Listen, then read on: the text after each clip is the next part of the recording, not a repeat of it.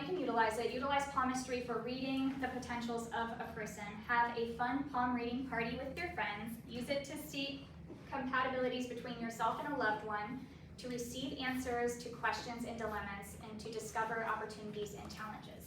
Read palms. Before getting started, I think it's important to point out with palm reading, there are no rights and wrongs set in stone.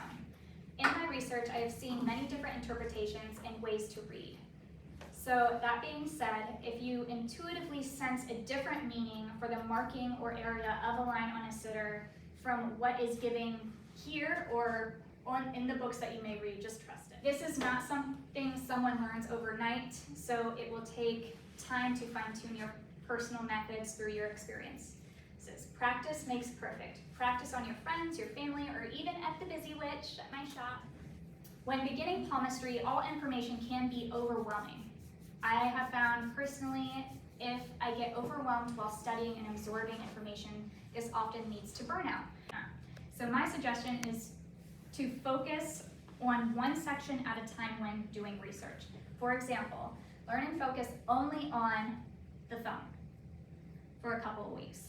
Learn what it represents, the length, the size, the phalanges, the angle, and the suppleness. Then practice on yourself and others, focusing only on that thumb and that information that you just learned. Then you can move on to the mount or other fingers of choosing before taking on the full hand is what I would recommend if you're actually wanting to learn it as a divination art form. That is what you'll learn today. Record what you find in your own palms. If you enjoy reading for others, you can also utilize a journal to log and keep records of your friends and your clients. Before reading, important activities to keep in mind. I was going to cover this several times throughout the story. The sitter is not subject to a fixed fate. I cannot stress that enough. It is important to point out that the hands change in weeks and sometimes days, so nothing is the end-all, be-all when it comes to utilizing divination in general. So even if you do astrology, even if you do tarot, even if you do pendulum work, nothing is going to be subject to a fixed fate.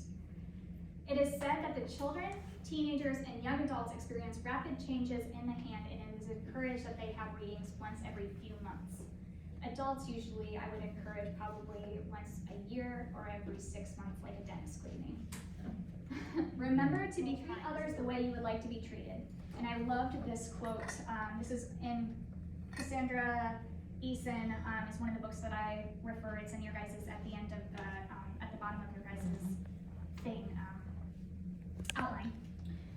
The ultimate aim for palmistry is to answer people's questions about their lives.